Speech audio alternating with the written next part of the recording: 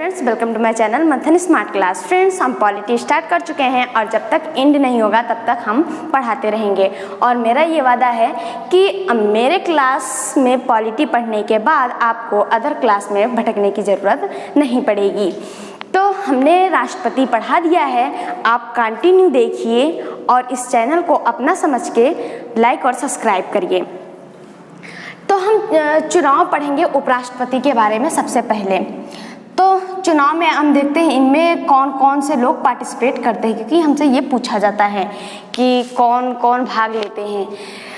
Option के through हमसे पूछा जा सकता है। तो हम याद रखेंगे कि जो उपराष्ट्रपति का चुनाव होता है इसमें भाग लेते हैं लोकसभा के मेंबर प्लस राज्यसभा के मेंबर, राज्यसभा के निर्वाचित व मनोनीत, निर्वाचित एवं मनोनीत। तो हम याद रखेंगे कि इनके उपराष्ट्रपति के चुनाव में लोकसभा, राज्यसभा के निर्वाचित व मनोनीत दोनों ही भाग लेते हैं। जबकि राष्ट्रपति में क्या था कि जबकि हमने पढ़ा था कि जो राष्ट्रपति थे उनके इलेक्शन में कौन कौन भाग ले रहा था। तो हम याद रखेंगे लोकसभा के भी मेंबर थे, राज्यसभा के मेंबर थे, लेकिन सिर्फ निर्वाचित, उसमें मनोनीत नहीं थे। और इसमें मनोनीत भी शामिल है। इसमें और कौन नहीं शामिल है? हम जानते हैं कि जो राष्ट्रपति थे उनके चुनाव में राज्यों और केंद्र शासित प्रदेशों के विधानसभा के निर्वाचित सदस्य भी शामिल होते हैं, लेकिन इसमें विधानसभा के भी सदस्य शामिल नहीं होते। कौन शामिल होता है? केवल लोकसभा और राज्यसभा के निर्वाचित और मनोनीत। बस इतना याद रखिए आप। एक बात ये भी है, आप जो पढ़ें तो बिल्कुल उत्सुकता के साथ पढ़ें कि ऐसा क्यों होता है कि लोकसभा और राज्यसभा के मनोनीत सदस्य इसमें शामिल होते हैं, जबकि विधानसभा के सदस्य राष्ट्रपति में शामिल होते हैं, इनमें क्यों नहीं शामिल होते हैं। तो थोड़ा सा जागरूक होकर पढ़िए कि मतलब ऐसा क्यों होता है। तो हम ध्यान रखेंगे कि ऐसा इसलिए होता है क्योंकि हम जानते हैं राष्ट्रपति जो है केंद्र के अलावा राज्यों पर भी वो शासन करते हैं, जबकि जो उपराष्ट्रपति हैं वो केंद्र तक ही सीमित रहते हैं। ये बात अलग है कि कुछ समय के लिए, अल्पकालिक के लिए अगर राष्ट्रपति ना हो तो उनके पद पे ये कार्यभार संभाल लेते हैं। तो आवश्यक नहीं था, इसलिए नहीं रखा गया विधानसभा के सदस्यों को इनके इलेक्शन में। तो हम याद रखेंगे सिर्फ कौन कौन भाग लेता है, लोकसभा, राज्यसभा के निर्वाचित व मनोनीत, यानी कि राष्ट्रपति के महाभियोग में जो पार्टिसिपेट करते हैं वही मेंबर उपराष्ट्रपति के चुनाव में भाग लेते हैं। अब हम याद रखते हैं कि इनकी योग्यता क्या है, इनकी योग्यताएं क्या होती हैं। उपराष्ट्रपति के लिए एक क्वालिफिकेशन क्या होता है? फ्रेंड्स, हम याद रखेंगे ये भी एक भारत का नागरिक होना चाहिए, इनको भी भारत का एक नागरिक होना चाहिए। इसके अलावा कम से कम 35 वर्ष की इनकी उम्र कंप्लीट हो चुकी हो। इसके अलावा हम ये याद रखेंगे कि वो लाभ के पद पर ना हो। इसके अलावा एक सबसे मेजर पॉइंट जो है वो ये है, इतना तो आप याद रख सकते हैं, इतना तो राष्ट्रपति में भी था। क्या अंतर है कि राष्ट्रपति में भी नागरिक होना आवश्यक है, 35 वर्ष का उम्र होना आवश्यक है कम से कम, अधिकतम का वर्णन नहीं किया गया, और लाभ के पद पे ना हो। एक मेजर पॉइंट कौन सा है कि इन जो उपराष्ट्रपति होते हैं, उपराष्ट्रपति के लिए जो क्वालिफिकेशन होती है वो एक क्वालिफिकेशन राज्यसभा के मेंबर चुने जाने योग्य होना चाहिए, यानी कि राज्यसभा के सदस्य होने की योग्यता होना चाहिए, राज्यसभा के सदस्य होने की योग्यता होनी चाहिए। जबकि उपराष्ट्रपति में क्या था? तो लोकसभा के सदस्य निर्वाचित होने की योग्यता होना चाहिए। बस यही चीज़ अंतर है, बाकी तो सेम ही है। तो हम तुलना करके पढ़ेंगे और हर एक मिस्टेक से बचेंगे। अब क्या है, अब हम पढ़ेंगे पदावधि के बारे में। क्या है पदावधि इनकी जो पदावधि है फ्रेंड्स, वो 5 वर्ष होना चाहिए, 5 वर्ष होना चाहिए। हम जानते हैं कि ये एकमात्र ऐसे सभापति हैं, क्योंकि आर्टिकल 64 कहता है कि उपराष्ट्रपति राज्यसभा के पदेन सभापति होंगे। और हम एक बात इसमें याद रखेंगे, ये एकमात्र ऐसे सभापति होते हैं जो जिस सदन के सभापति होते हैं उसी के मेंबर नहीं होते हैं। तो अगर ऐसा होता, उनका मेंबर वहाँ के मेंबर होते, तो हम जानते हैं राज्यसभा का कार्यकाल 6 वर्ष होता है और इनकी कार्यकाल कितना है, तो 5 वर्ष ही है। इसके अतिरिक्त हम ये भी याद रखेंगे फ्रेंड्स, जो उपराष्ट्रपति हैं, ये ज़रूरी नहीं है कि ये 5 वर्ष अपना कंप्लीट ही करें, ये टाइम से पहले भी अपना त्यागपत्र दे सकते हैं। किसको देंगे, तो हम याद रखेंगे जो उपराष्ट्रपति होते हैं, उपराष्ट्रपति वो अपना त्यागपत्र राष्ट्रपति को देते हैं। किसको देते हैं, राष्ट्रपति को देते हैं, और राष्ट्रपति अपना त्यागपत्र उपराष्ट्रपति को देते हैं। तो इस तरीके से हम याद रखेंगे और इसमें जो मेजर पॉइंट है ये यही है। और इसके अलावा फ्रेंड्स ज़रूरी नहीं है कि अगर ये 5 वर्ष से पहले भी हटाए जा सकते हैं, त्यागपत्र देने के अलावा भी ये 5 वर्ष से पहले हटाए जा सकते हैं। क्या कंडीशन है कि अगर वो फ्रेंड्स एक बात ये भी याद रखेंगे कि राष्ट्रपति को हटाने का जो प्रक्रिया था महाभियोग, वो 2 आधारों पर लगाया जाता था। कौन कौन सा 2 आधार था, तो असमर्थता था, और क्या था, अगर वो संविधान का अतिक्रमण करते हैं, संविधान का अतिक्रमण करने पर,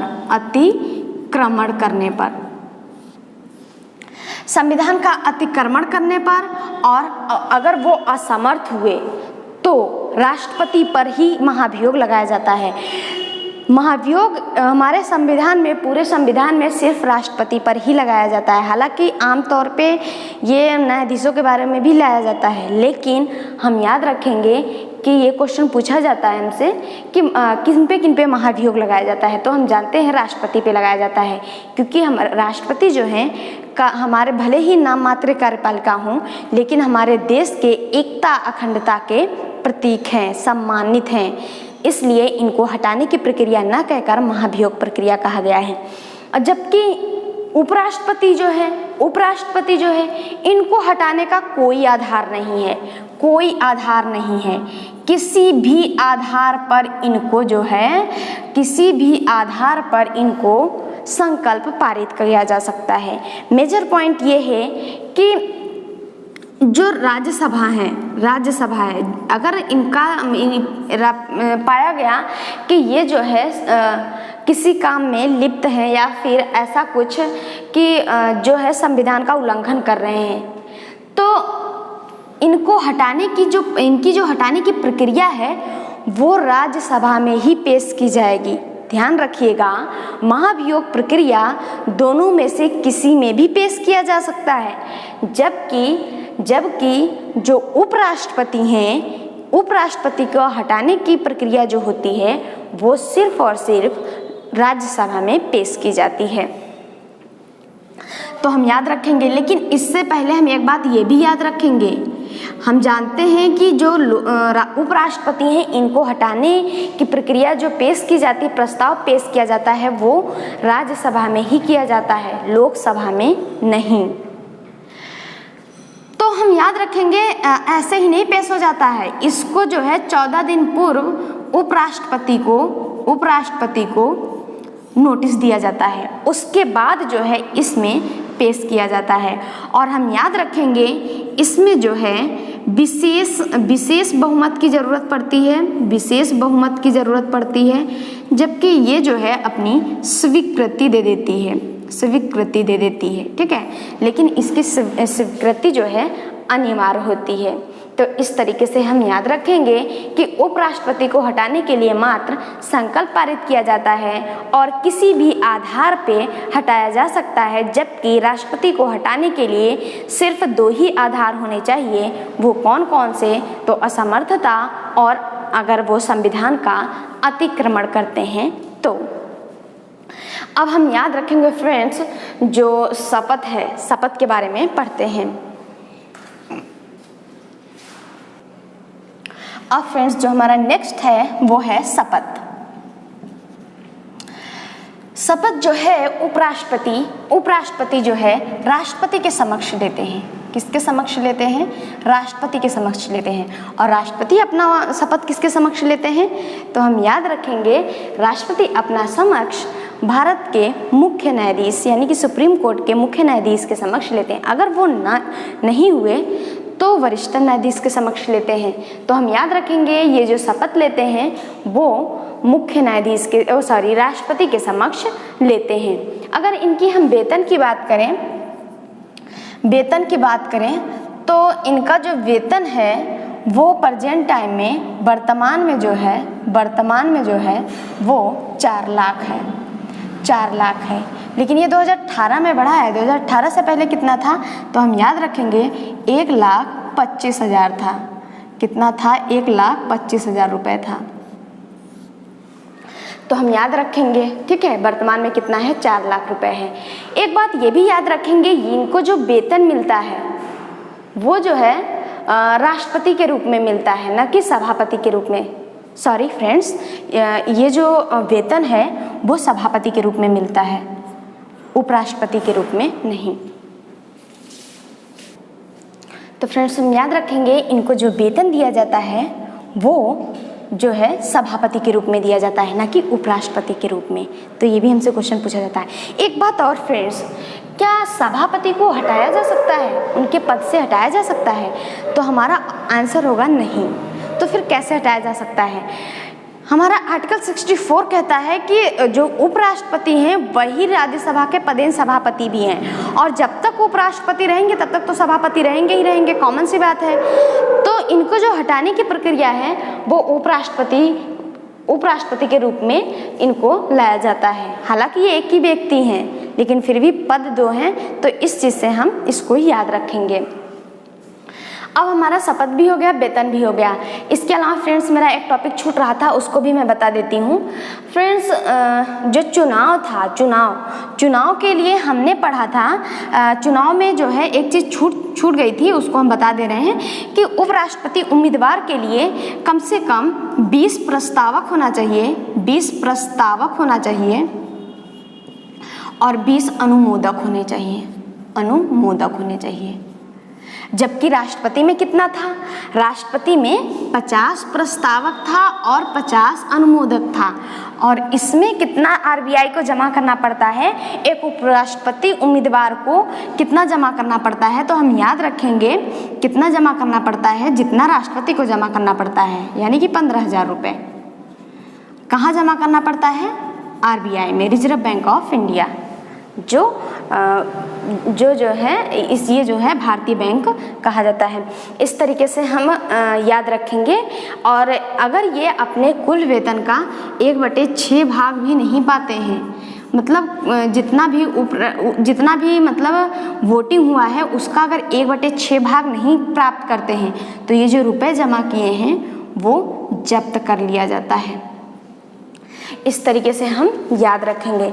और इसके अलावा फ्रेंड्स एक बात हम ये भी याद रखेंगे, जो राष्ट्रपति होते हैं, उपराष्ट्रपति होते हैं, वो अगर राष्ट्रपति किसी कारणवश अनुपस्थित होते हैं या फिर उनकी मृत्यु हो जाती है, तो उनके पद पर ये 6 माह तक काम कर सकते हैं और इससे ज़्यादा नहीं करेंगे। और इसी ड्यूरेशन में जो राष्ट्रपति हैं उनका निर्वाचन किया जाना आवश्यक हो जाता है।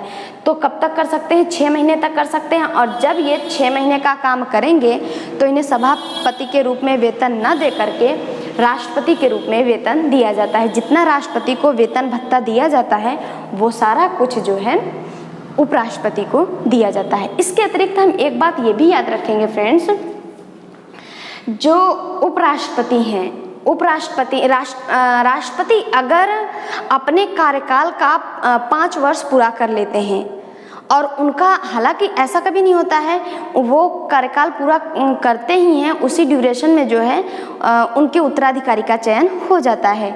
लेकिन बाय चांस अगर नहीं हो पाया तो क्या उपराष्ट्रपति अपना कार्यकाल जो है, जो उनका कार्यकाल कंप्लीट हो जाएगा तो क्या वो छोड़ के चले जाएंगे जब तक उनके उत्तराधिकारी नहीं आएंगे?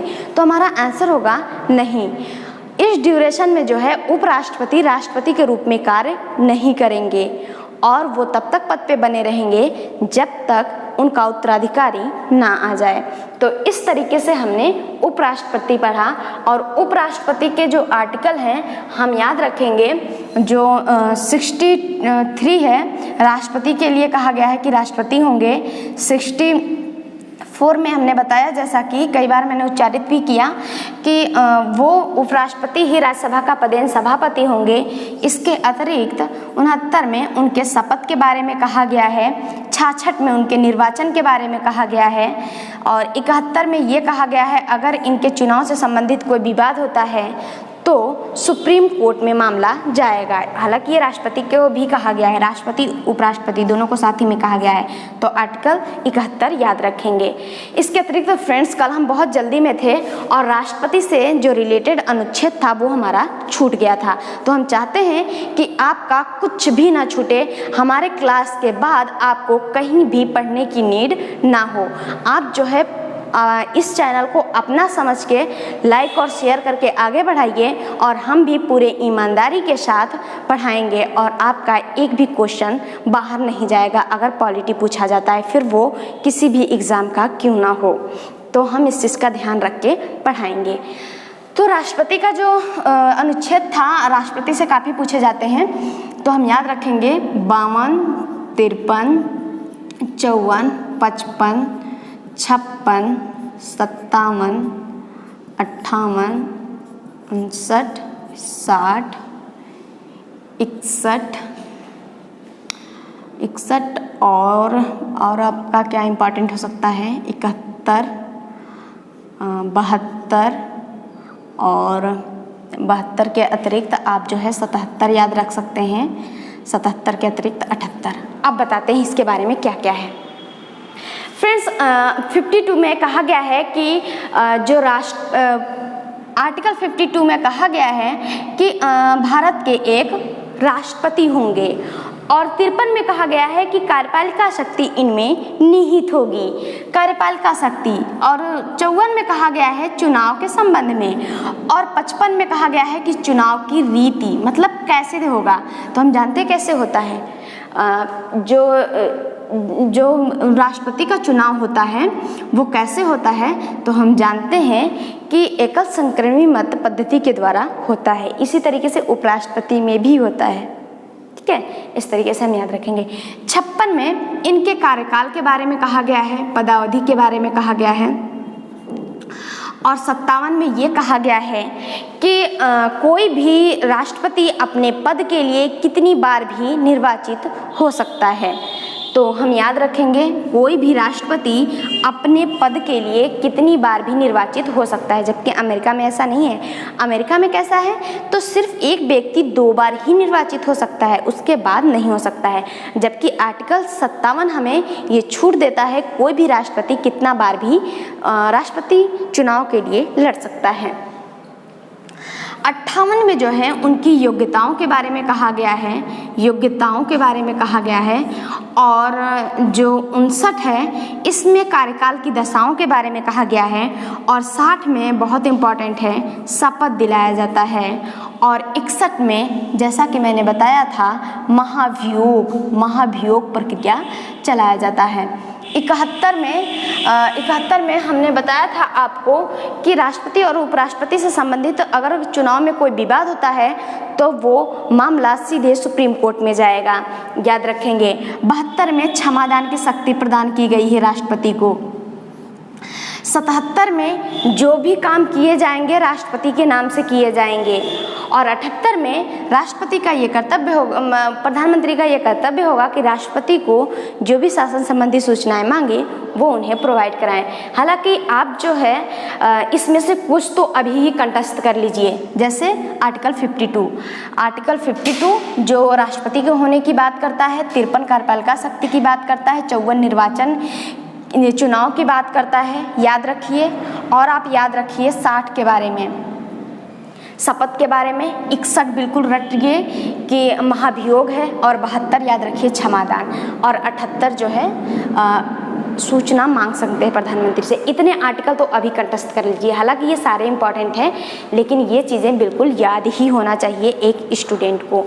इसके अलावा फ्रेंड्स, जो उपराष्ट्रपति का पद था ये कहाँ से लिया गया है, मतलब किससे प्रेरित है, तो हम याद रखेंगे फ्रेंड्स उपराष्ट्रपति का पद जो है अमेरिका से प्रेरित है। लेकिन वहाँ से ये चेंज है क्योंकि उपराष्ट्रपति अमेरिका में क्या होता है, अगर राष्ट्रपति की डेथ हो जाती है तो जो उपराष्ट्रपति होते हैं वो उनके पद पर तब तक बने रहते हैं जितना कि उनसे शेष बचा हुआ समय होता है, जबकि हमारे यहाँ ऐसा नहीं होता है, सिर्फ 6 महीने तक ही वो बने रहते हैं। इसी ड्यूरेशन में राष्ट्रपति का चुनाव कराना आवश्यक होता है। तो हमने फ्रेंड्स प्रयास किया कि आपका जो है एक भी क्वेश्चन बाहर ना जाए। आपको वीडियो कैसा लगा आप कमेंट में हमें ज़रूर बताएं।